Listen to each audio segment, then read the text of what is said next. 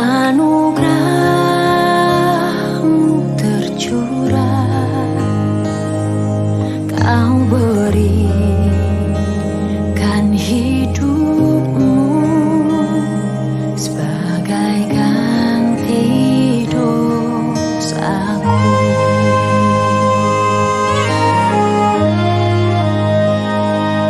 Lebih dari yang kukira, pengampunan yang kuterima,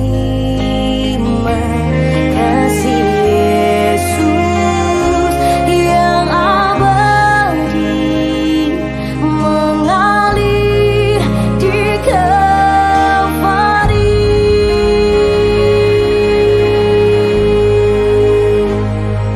Oleh karena salib-Mu, seluruh hidupku milik-Mu, Tuhan.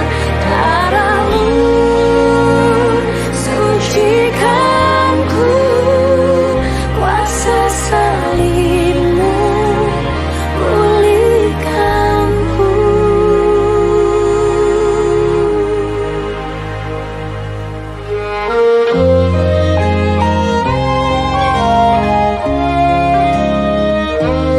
Lebih dari yang kukira, pengampunan yang kuterima,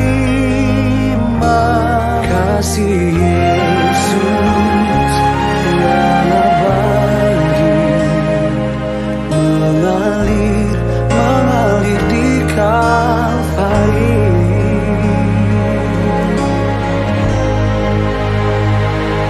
Oleh karena salib-Mu, seluruh hidupku milik-Mu, Tuhan.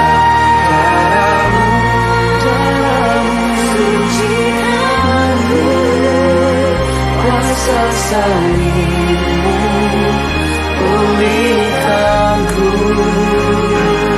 Oleh karena salib-Mu, seluruh hidupku milik-Mu, Darah-Mu sucikanku, kuasa salib-Mu pulihkanku.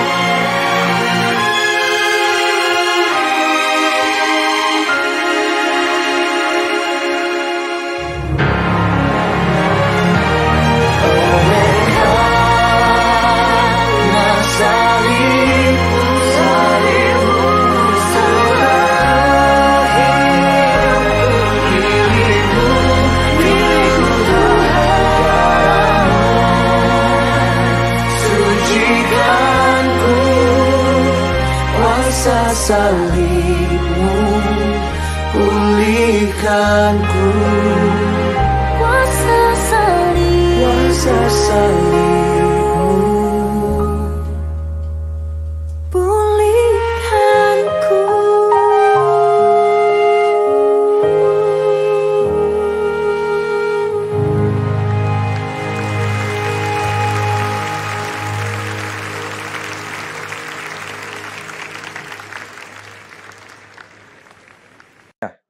Senang bisa berjumpa kembali dengan saudara pada kesempatan kali ini.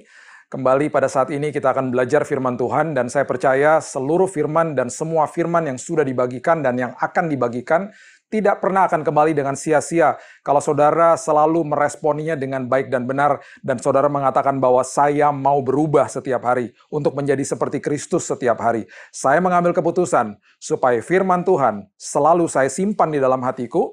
Dan setiap hari saya akan merenungkan siang dan malam, dan saya akan biarkan firman itu menguasai hidup saya. Dan saya percaya saudara akan mengalami kemenangan demi kemenangan. Bahkan setiap hari dalam hidup saudara ada kemenangan demi kemenangan. Mari kita berdoa sebelum kita mulai pembahasan firman Tuhan. Terima kasih Tuhan buat hari ini. Terima kasih Yesus buat kesempatan kali ini kami bisa kembali mendengar firman Tuhan dan kembali bisa belajar tentang apa yang Tuhan mau kami lakukan dalam kehidupan kami hari lepas hari. Hamba-Mu berdoa Tuhan, setiap kata-kata yang disampaikan pada saat ini, semuanya berasal daripada Tuhan. Semuanya adalah pewahyuan dari Roh Kudus itu sendiri. Kami akan belajar, kami akan mengerti, kami dikuasai sama firman, dan kami menjadi pemenang-pemenang yang luar biasa di dalam Tuhan. Kami akan terima firman ini, dan kami akan jadi pelakunya di dalam satu nama Yesus Kristus Tuhan kami berdoa dan mengucap syukur. Haleluya. Amin.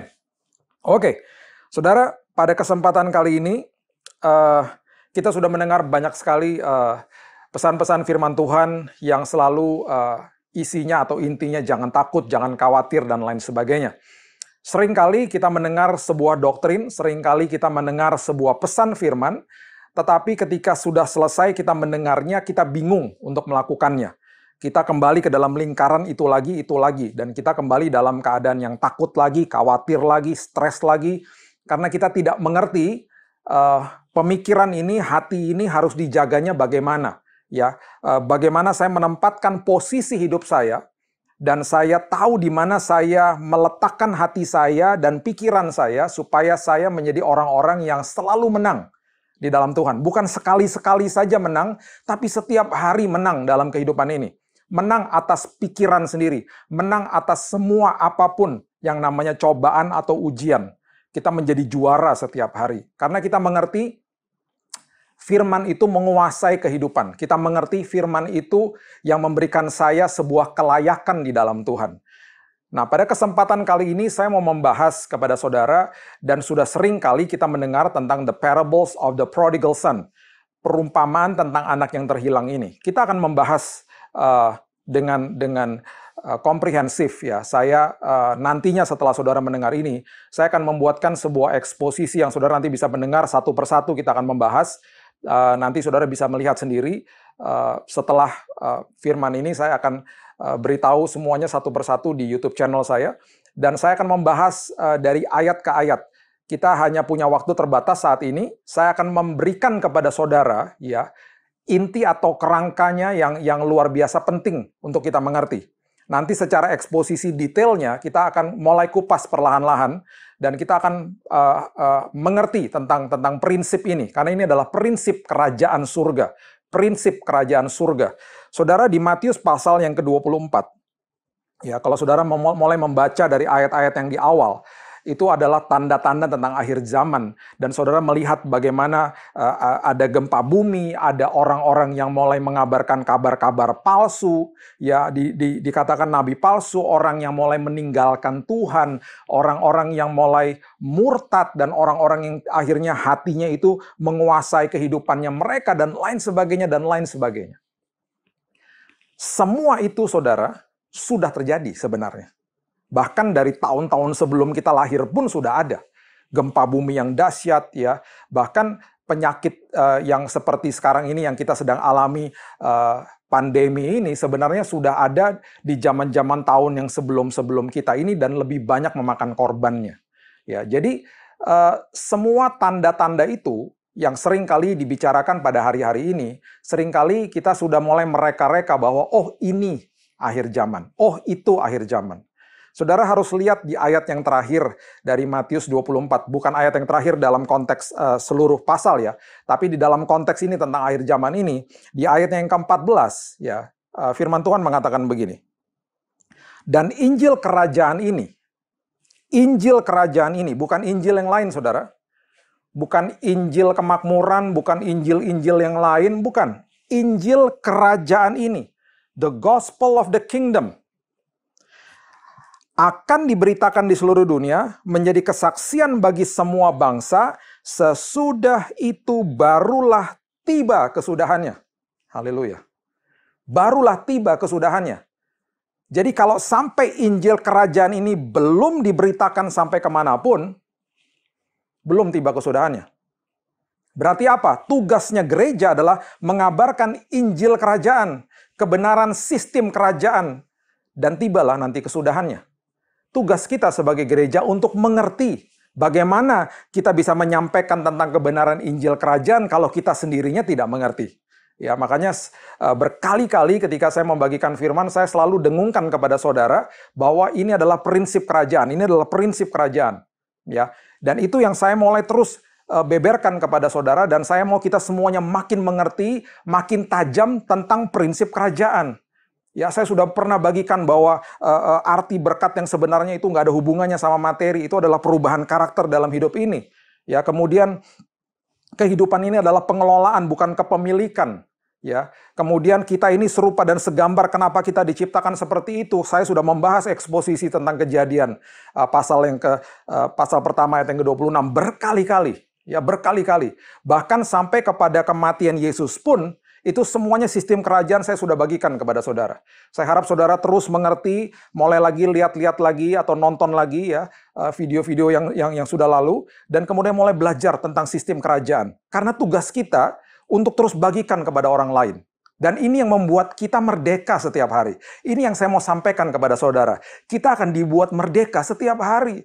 Bukan kemenangannya hanya sekali-sekali saja. Setiap hari dalam hidup ini mengalami kemenangan. Karena mengerti bahwa siapa saya, posisi saya di dalam kerajaan surga itu apa, dan siapa saya ini. Ya. Nah, saudara, sebelum sampai kepada perumpamaan tentang anak yang terhilang, dan kita harus mengerti di dalam Lukas pasal yang ke-15, ya kita buka bersama-sama saudara, Lukas pasal yang ke-15, itu di ayat yang pertama sampai ayat yang ketiga mengatakan begini.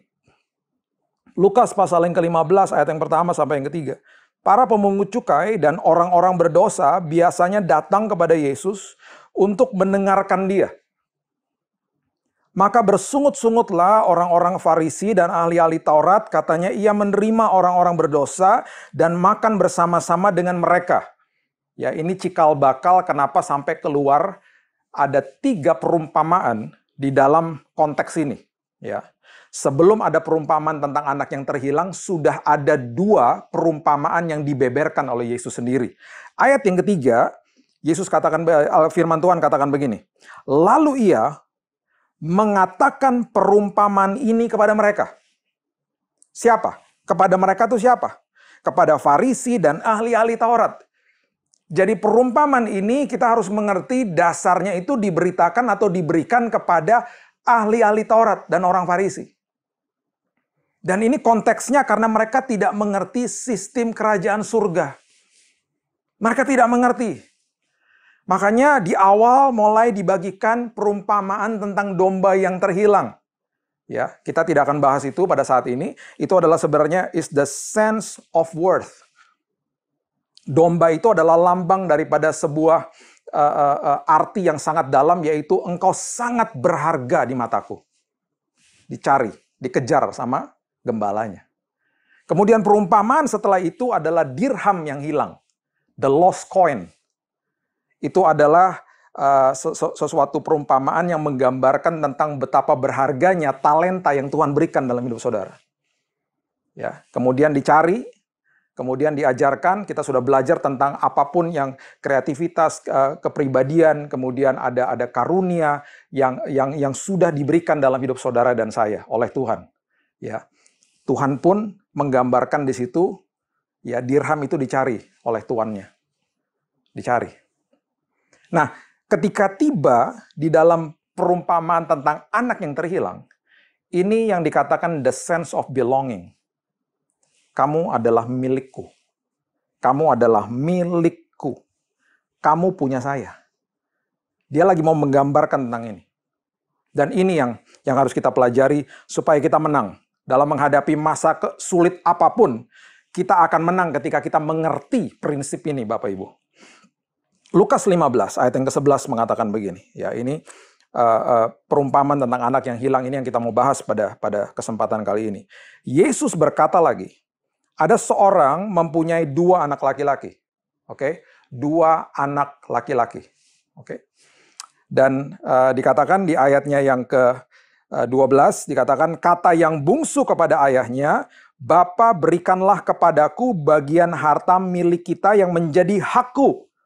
Lalu ayahnya membagi-bagikan harta kekayaan itu di antara mereka. Ya, kata ayah ya di ayat ini, kata bapa di ayat ini adalah gambaran tentang seorang sumber. Kata ayah dan kata bapa di ayat ini adalah gambaran dari seorang sumber, source.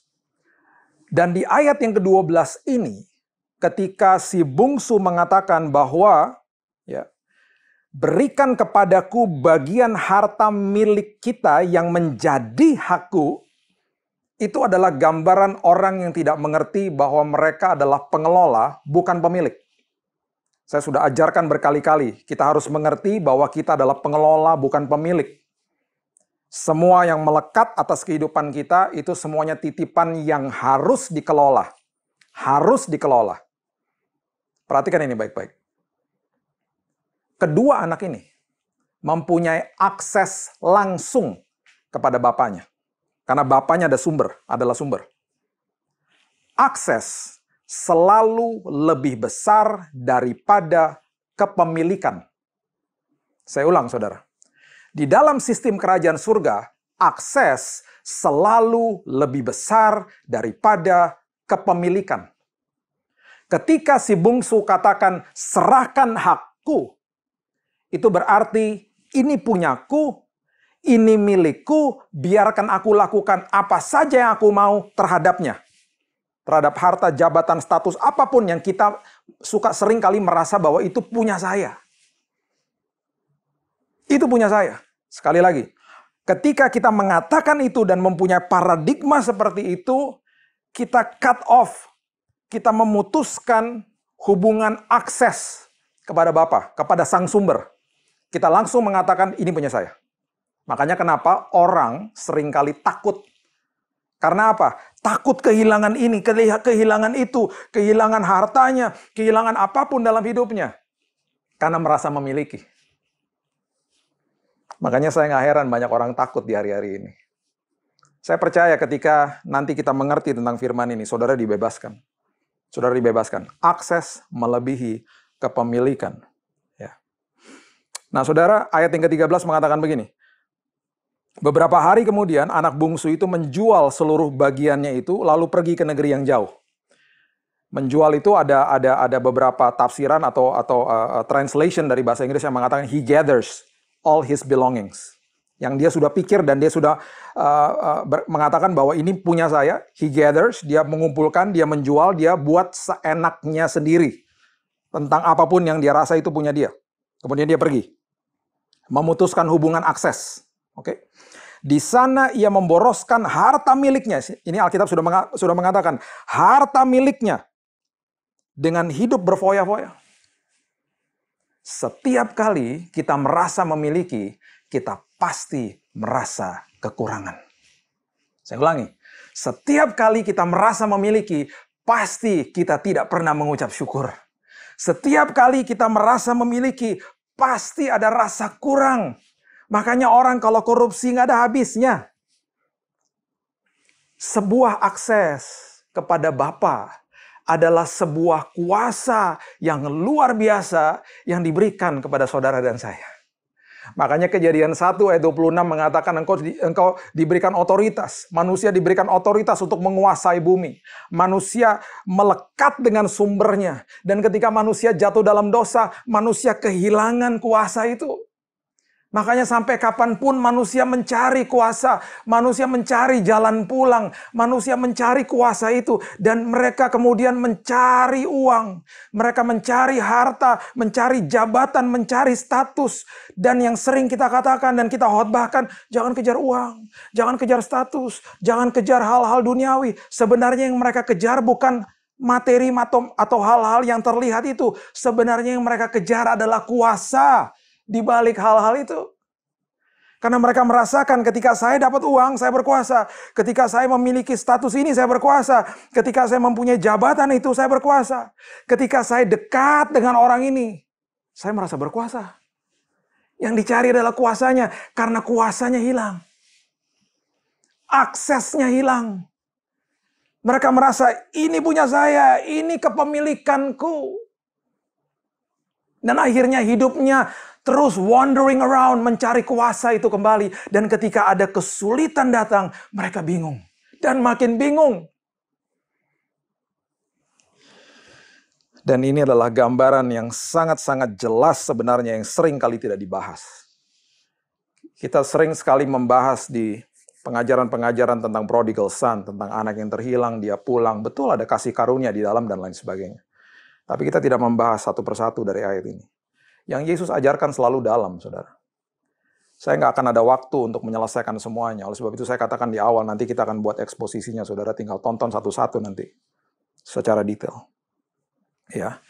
Kemudian di ayat yang ke-14 dikatakan begini. Setelah dihabiskan semuanya, timbullah bencana kelaparan di dalam negeri itu dan ia pun mulai melarat. Ia pun mulai melarat. Kenapa dia mulai melarat? Karena dia meninggalkan akses dengan bapaknya, dia memilih mempunyai kehidupan di dalam sistem dunia. Bukan sistem kerajaan surga, tapi sistem dunia. Semua orang yang hidup di dalam sistem dunia dan sudah pasti di dalam dunia ini ada kesulitan, ada masa-masa melarat sudah pasti ada. Dan ketika mereka memutuskan hubungan dengan sang Bapa, dengan sang sumber, mereka pasti merasa sangat-sangat kekurangan dan ketakutan. Dan itu yang terjadi akan banyak orang pada saat ini. Itu yang terjadi. Orang-orang yang tidak kenal Yesus, bahkan juga orang-orang ironisnya yang sudah kenal Yesus. Karena tidak mengerti tentang prinsip ini. Ayat yang ke-15, saudara, mengatakan, lalu ia pergi dan bekerja pada seorang majikan di negeri itu. Dengan kata lain, dia menyerahkan hidupnya kepada sistem dunia. Kepada sistem dunia. Saya nggak katakan bahwa kalau saudara kerja itu salah, tidak. Ini gambaran tentang kehidupan yang diserahkan kepada sistem dunia. Orang itu menyuruhnya ke ladang untuk menjaga babinya. Ya, sistem dunia.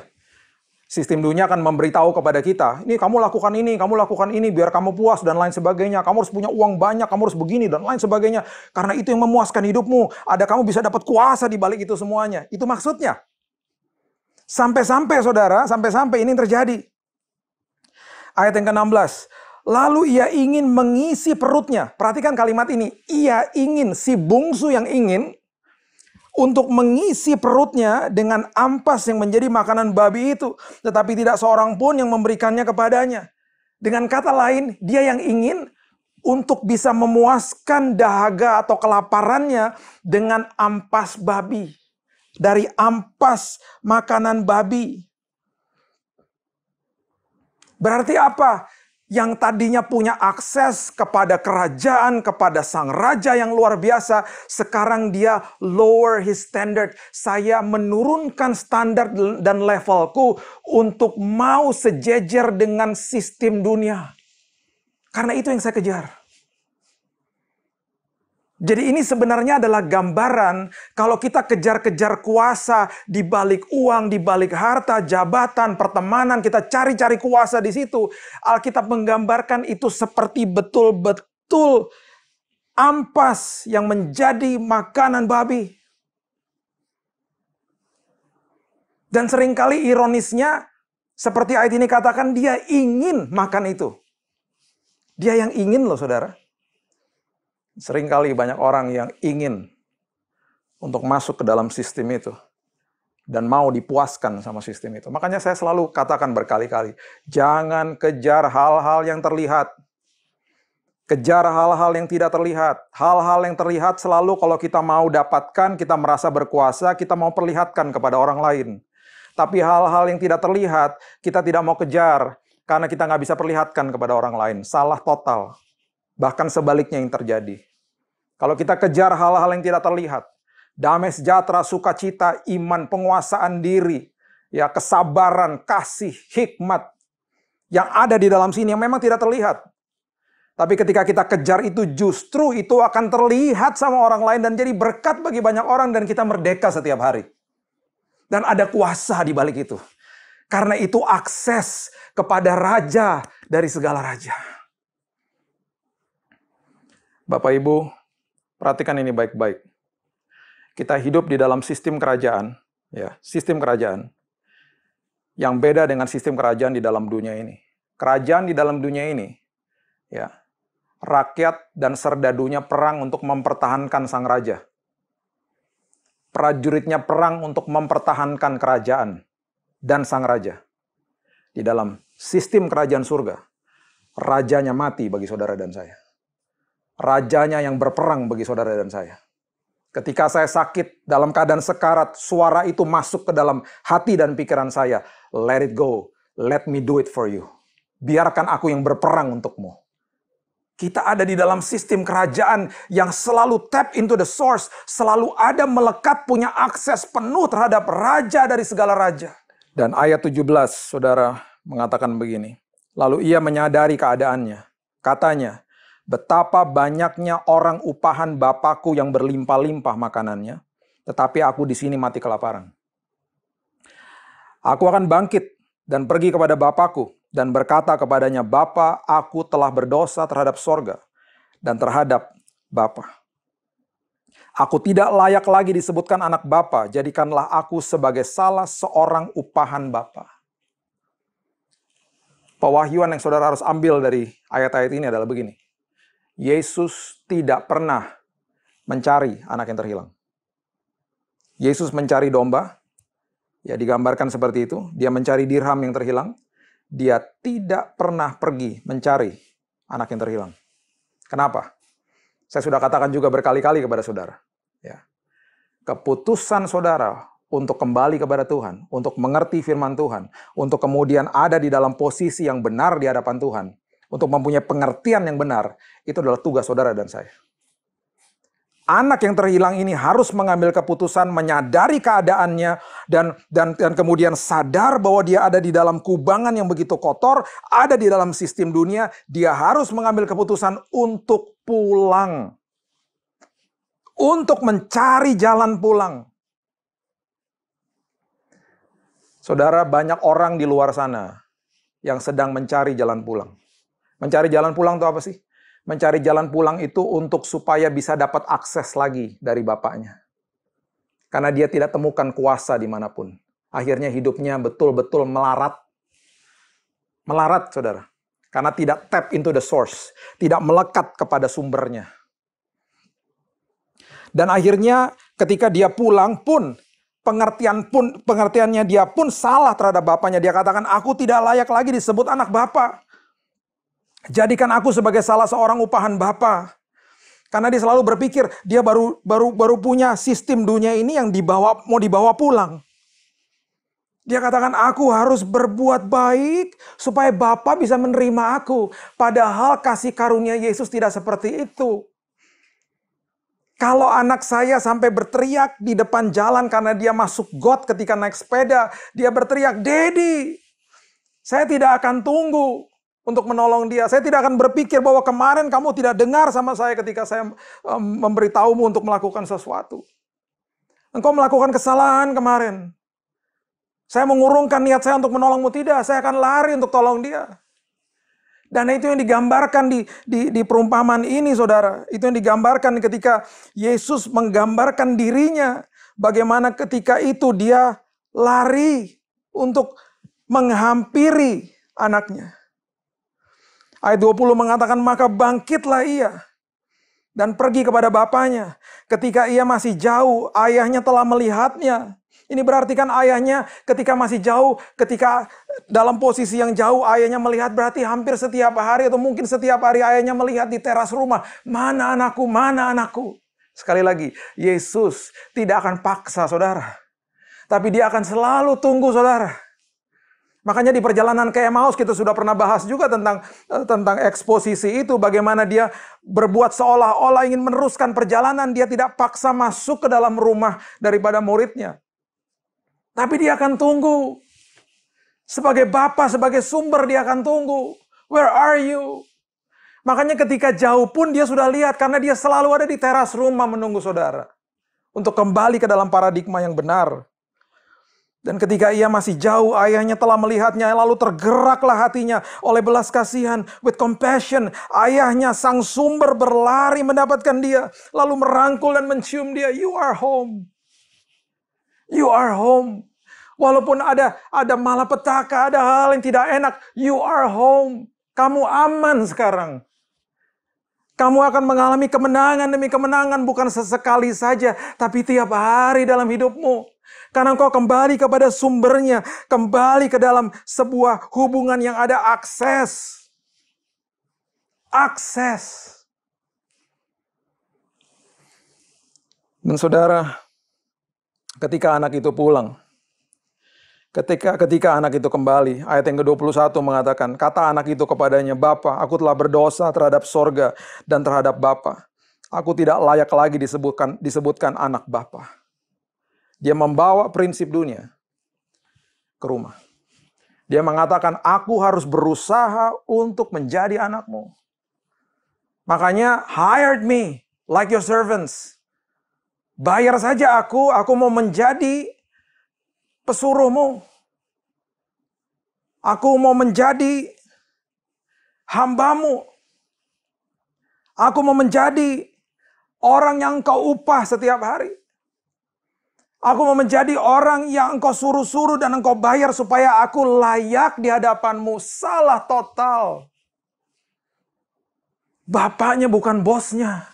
Hubungannya bukan bos dan karyawan. Hubungannya sonship. Hubungannya anak. Makanya dikatakan begini di ayat yang ke-22. Tetapi ayah itu berkata kepada hamba-hambanya, lekas bawa kemari jubah yang terbaik. Jubah yang terbaik. Jubah itu melambangkan righteousness, the robe of righteousness. Jubah kebenaran, engkau sudah dibenarkan, engkau sudah dilayakkan. Makanya jangan pernah berdoa begini, Tuhan, layakkan aku datang ke hadirat-Mu. Tidak, sudah dilayakkan ribuan tahun yang lalu ketika dia katakan sudah selesai di kayu salib. You can come boldly into my presence. Engkau bisa datang dengan apapun kondisimu ke hadiratku. Dalam keadaan kotor pun, keadaan dosa pun, datang ke hadiratku. Karena aku akan membersihkanmu. The robe of righteousness. Aku akan memberikan jubah kebenaran, itu maksudnya. Saya tidak ada waktu untuk membahas dengan lebih dalam lagi kenapa Yesus katakan ini. Ini semuanya ada hubungannya supaya orang Farisi itu mengerti. Karena ini ada hubungannya dengan Taurat, dengan kebiasaan-kebiasaan bangsa Yahudi pada saat itu. Dan jubah itu melambangkan righteousness, saudara. Dan dikatakan di ayat yang ke-22, selanjutnya dikatakan, pakaikanlah itu kepadanya. Dan kenakanlah cincin pada jarinya. Saudara tahu cincin itu lambang daripada apa? Itu lambang daripada otoritas. Itu lambang daripada kuasa. Itu lambang daripada akses. Dan itu lambang daripada nama seorang bapa. Pada zaman itu, saudara, cincin seringkali diberikan. Ya, nanti saudara bisa baca sendiri setelah sesi ini selesai. Saudara bisa membacanya dari Kejadian 41 ayat 42 dan 43. Bagaimana ketika Firaun menanggalkan cincinnya, diberikannya kepada Yusuf. Dan Yusuf kemudian diberikan otoritas. Cincin lambang daripada otoritas. Cincin adalah lambang daripada nama. Cincin adalah lambang daripada akses. Aku berikan aksesnya kembali kepadamu. So whatever you say in my name, because you are my son, I will do it for you. Apapun yang kau katakan dalam namaku, aku akan lakukan bagimu. Tinggal di dalamku, aku di dalammu, minta apa saja aku akan berikan kepadamu. Kita sudah pernah membahas bagaimana ketika Yesus dicobai, dia mengatakan, ada tertulis. Ketika apapun yang saudara hadapi pada saat ini, ketakutan di luar sana, ini, itu, dan lain sebagainya, katakan, ada tertulis. Ada tertulis. Saudara mungkin ada yang kehilangan pekerjaan, saudara yang ada kemungkinan ada yang dalam keadaan yang sangat sulit secara keuangan dan lain sebagainya. Saudara harus tahu, saudara mendapatkan akses kepada Bapa di surga. Itu yang saya katakan berkali-kali, jangan angkat telepon untuk telepon manusia, bergantung kepada manusia. Jangan, saudara. Jangan mempermalukan Bapa di surga. Saudara mempunyai akses kepada Bapa di surga. Seburuk apapun kondisimu, dia tidak akan pernah tinggalkan. Dia selalu on time, dia selalu tepat waktu. Karena saudara punya akses. Akses lebih dahsyat daripada kepemilikan. Sekali lagi, kepemilikan akan membuat kita stres. Kepemilikan akan merasa kita berkekurangan. Kepemilikan akan merasa kita, oh saya nanti kehilangan itu, kehilangan ini. Tidak. Di dalam akses, kita tap into the source of all sources. Kita melekat kepada sang sumber, dan sumber itu tidak ada habisnya. Tidak ada habisnya. 5 roti dan 2 ikan ketika diberikan. Di ayat-ayat itu saudara bisa temukan ada ayat-ayat yang mengatakan mereka makan sampai sepuasnya, saudara. Karena akses ke dalam Bapa itu selalu abundance and exceeding, selalu banyak dan berlimpah ruah, saudara. Haleluya. Haleluya. Dan yang terakhir, saudara, ketika cincin sudah diberikan, dan diberikan juga sepatu pada kakinya. Sepatu melambangkan sonship. Sepatu melambangkan anak, saudara. Anak. Ada banyak sekali ayat-ayat yang menggambarkan tentang prinsip ini, ya saudara. Tentang bagaimana sepatu itu melambangkan anak sonship, gitu ya. Dan jadi berarti yang harus kita ambil kesimpulannya. Ketika anak itu pulang, bapaknya memberikan the robe of righteousness, jubah kebenaran. Engkau sudah dibenarkan, engkau sudah dilayakkan. Apapun kesalahanmu, engkau sudah dilayakkan. Tuhan tidak pernah menghukum. Tuhan selalu ada dalam pihakmu. Dia adalah Bapamu yang di surga. Saudara tidak punya hubungan bos dan karyawan. Saudara punya hubungan dengan Bapa, dengan sumber. Dan yang kedua, dia memberikan cincin yang melambangkan otoritas. Cincin yang melambangkan akses. Cincin yang melambangkan nama. Dan cincin ini, ketika kita diberikan ini, kita bisa katakan dalam nama Yesus. Dalam nama Yesus. Aku adalah anak. Aku adalah ahli waris. Aku adalah orang-orang yang punya hak penuh atas semua janji-janji Tuhan dalam hidupku. Haleluya. Roma 8 ayat 17 mengatakan dengan jelas. Aku adalah anak. Aku adalah ahli waris. Aku adalah orang yang mempunyai hak penuh atas semua janji-janji Tuhan. Dan ketika sandal itu diberikan, saudara, itu adalah lambang bahwa engkau adalah anakku. Anak tidak perlu melakukan apapun untuk menjadi anak. Dia tidak memerlukan apapun atau melakukan apapun untuk mempunyai status anak. Dia dilahirkan, sudah jadi anak. Ketika saudara sudah lahir baru, saudara sudah menjadi anak Tuhan. Itulah adalah posisi kita di dalam Dia. Dan saya percaya ketika kita mengerti tentang prinsip ini, kita betul-betul merdeka setiap hari. Saya sudah dibenarkan. Saya memiliki akses kepada Bapa di surga. Saya memiliki akses kepada Bapa saya yang tidak ada batasnya. Dan saya dikatakan bahwa saya adalah anak, ahli waris, orang-orang yang mempunyai hak penuh atas semua janji-janji Tuhan. Saya akan teruskan eksposisi ini dengan lebih dalam lagi nanti di YouTube channel saya, dan saya akan beberkan kepada saudara-saudara bisa menonton dengan lebih detail lagi. Tapi paling tidak pada saat ini saudara mengerti bahwa ini adalah firman yang saudara harus tangkap dan lakukan setiap hari. Dan saya mau setelah kita berdoa saat ini, saudara mengalami kemenangan setiap hari dalam hidup saudara. Setiap hari. Karena tahu kita adalah manusia yang melekat kepada sang sumber. Mari kita berdoa, saudara. Terima kasih Tuhan. Mengucap syukur buat kesempatan kali ini kembali. Kami bisa bersama-sama dan kami percaya Tuhan nanti di satu waktu kami bisa bersama-sama kembali secara fisik. Gedung gereja akan dibuka kembali. Dan kami percaya semua itu terjadi di dalam waktu Tuhan yang begitu indah. Dan Tuhan sedang mempersiapkan jemaat-Mu pada saat ini. Dan hamba-Mu percaya siapapun yang menonton pada saat ini Tuhan. yang selalu mungkin merasa bersalah, merasa tertuduh dan lain sebagainya. Hamba-Mu berdoa Tuhan, ada jubah kebenaran yang Tuhan sudah sediakan bagimu. Ada cincin yang akan dimeteraikan dalam hidupmu, yang merupakan otoritas. Kuasa itu diberikan kembali ke dalam hidupmu. Dan juga engkau diberikan akses kepada Bapa yang merupakan sumber atas segala sumber. Dan juga sendal yang melambangkan kami semua ini adalah anak-Mu ya Tuhan. Anak-Mu yang luar biasa di dalam Tuhan. Meteraikan firman ini Tuhan, tidak ada alasan bagi kami untuk takut, tidak ada alasan bagi kami untuk bergantung kepada manusia, karena kami tahu bahwa kami tap into the source, kami melekat kepada sang sumber yang luar biasa ini. Dan kami percaya hari lepas hari kami mengalami kemenangan demi kemenangan. Meteraikan firman ini Tuhan, hamba-Mu berdoa, ada kesehatan, perlindungan, penyertaan Tuhan, damai sejahtera, sukacita, melingkupi setiap jemaat-Mu yang menonton pada saat ini. Dan hanya di dalam satu nama, Yesus Kristus Tuhan kami sudah berdoa dan mengucap syukur. Nah, kita sama-sama katakan, amin, amin, haleluya. God bless you, until next time.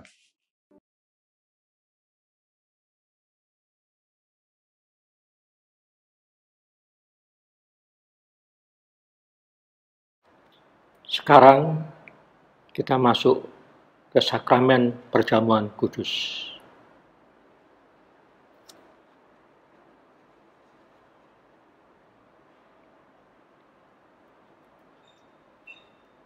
Mari kita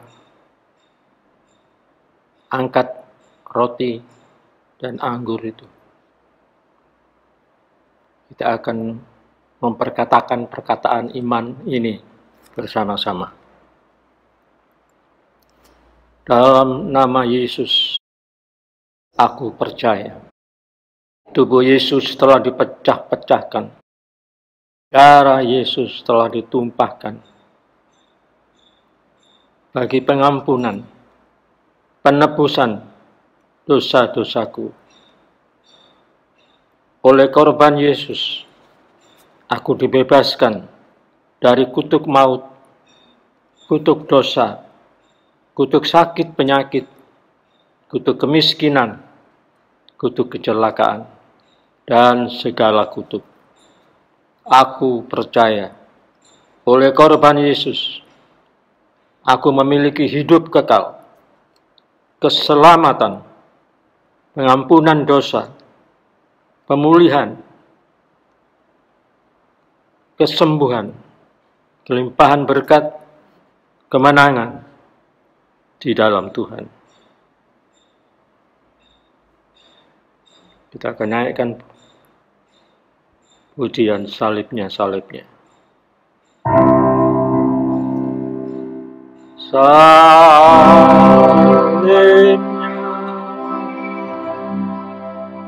salibnya, sangat mulia.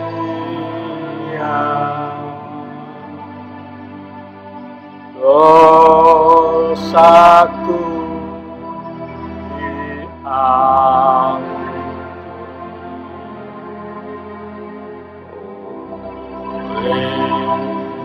darah Yesus.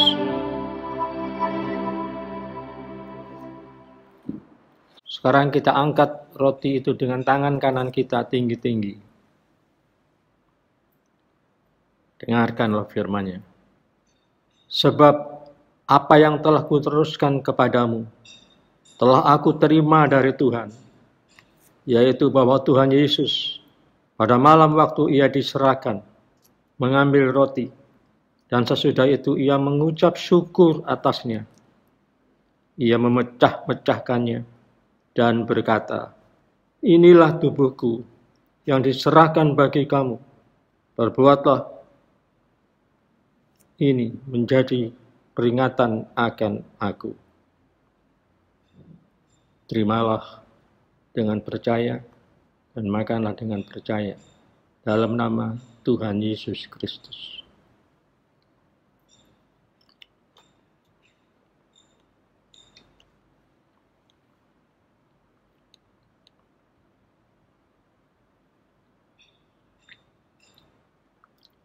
Kembali kita naikkan pujian ini. Mari mengangkat cawan itu tinggi-tinggi dengan tangan kananmu. Salibnya, salibnya, selama mulia dosaku diampuni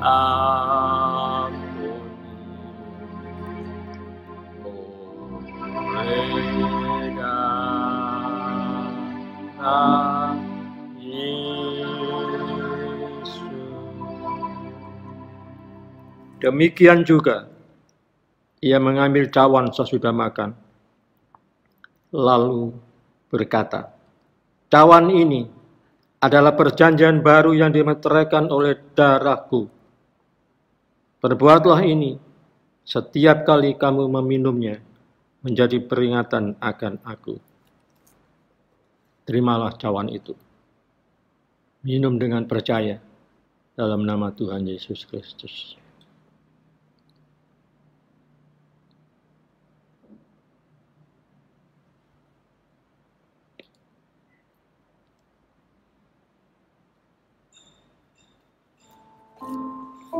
Sekarang buka tanganmu, bersyukurlah atas korban-korban yang telah diberikan oleh Tuhan kepada setiap kita.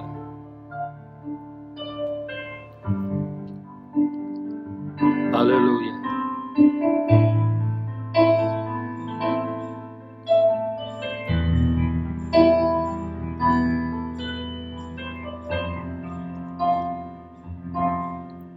Sekarang buka tanganmu.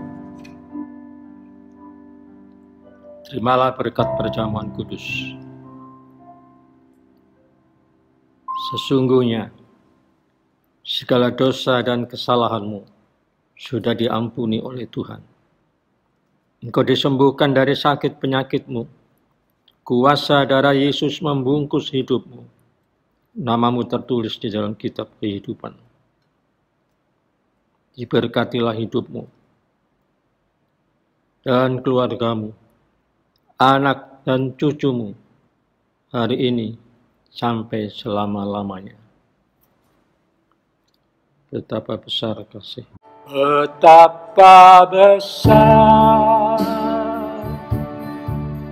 kasih pengampunanmu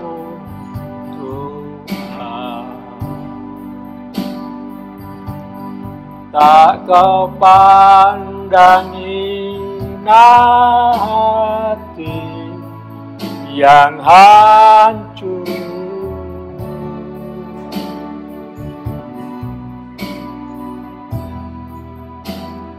Ku berterima kasih kepadamu ya Tuhan, pengampunan yang Kau beri, pulihkanku.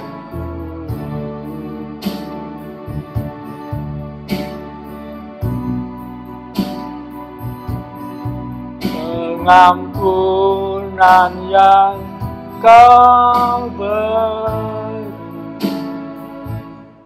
pulihkanku.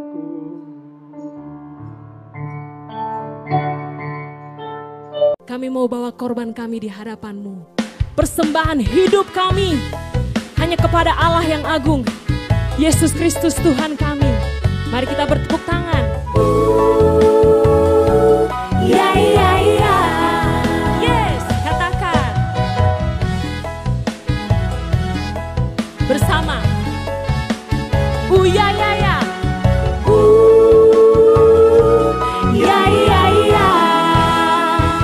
Kami bawa korban saat ini Tuhan.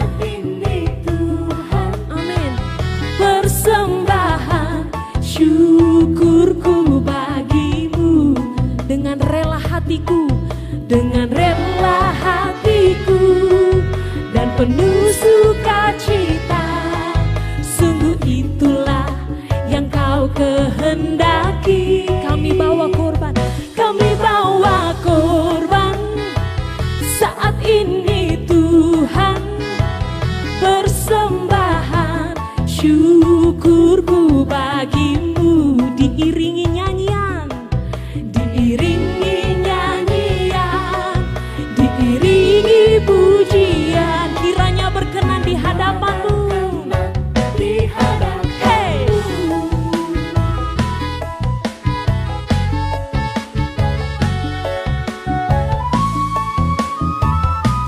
Bersama kita katakan, kami bawa korban, kami bawa korban.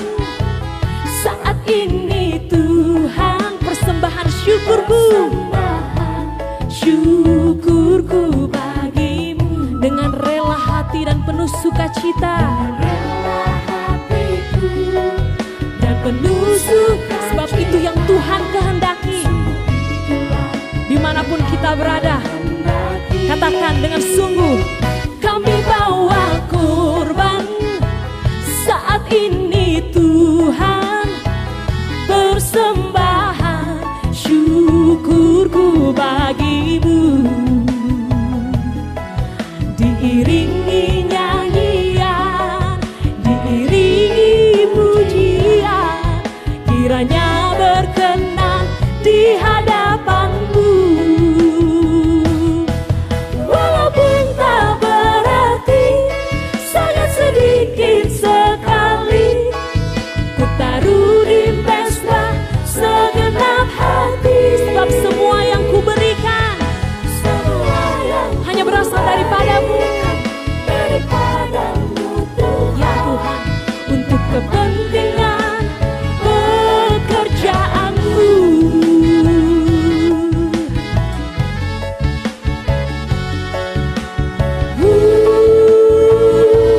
Ya, ya, ya, kami bawa korban, kami bawa korban.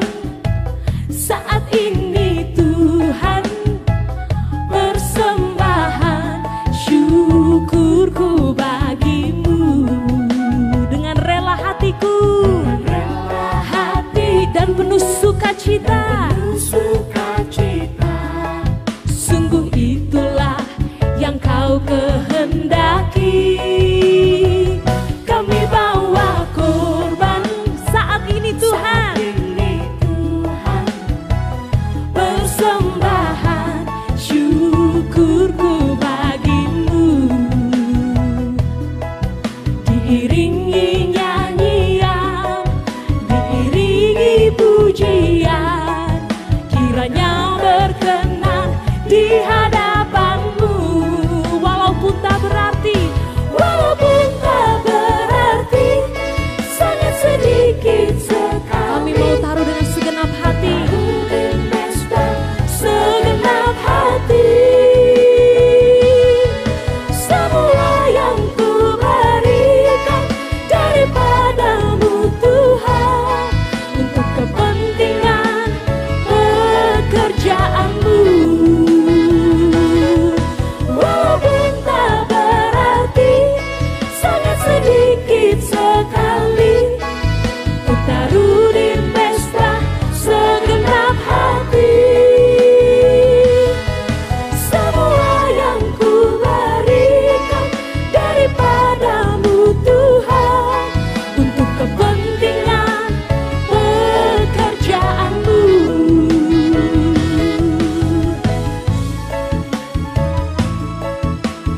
Hidup kami, waktu kami, talenta kami, materi apapun yang kami miliki Tuhan, kami mau persembahkan untuk pekerjaan-Mu. Kami mau persembahkan dengan segenap hati kami di hadapan-Mu. Bersama kita katakan, walaupun tak berarti, walaupun tak berarti, sangat sedikit sekali, kami mau taruh dengan segenap hati. Ya. Segenap hati, semua yang ku berikan daripadamu Tuhan, untuk kepentingan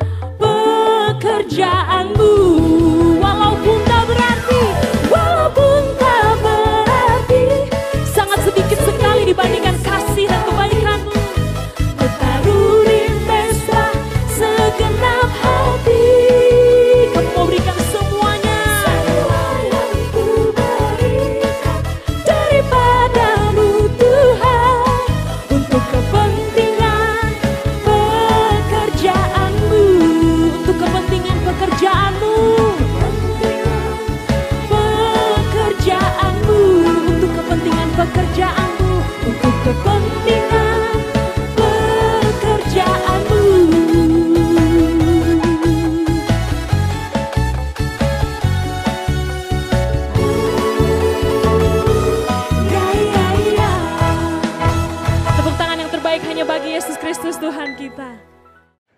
Sekarang, terimalah kasih karunia dan damai sejahtera Tuhan Yesus Kristus, dan kasih Allah Bapa kita, serta persekutuan Roh Kudus menyertai setiap kita, sekarang, seterusnya, dan selamanya. Amin. Saudara telah mengikuti ibadah online GBI Alpha Omega. Saudara yang diberkati melalui tayangan ibadah online diberi kesempatan untuk memberi persembahan. Bagi jemaat yang rindu menabur pekerjaan Tuhan di GBI Alpha Omega, dapat memberikan persembahan dan persepuluhan secara online melalui rekening BCA 014-323-7777 atas nama PT Graha Alpha Omega. Sertakan keterangan untuk persembahan atau perpuluhan. Mari memberi dengan penuh sukacita dan ucapan syukur. Untuk mendapatkan informasi terupdate mengenai ibadah online dan informasi lain seputar gereja, Anda dapat mengaksesnya melalui website GBI Alpha Omega. Jesus Christ bless you. Kaulah nafas hidupku.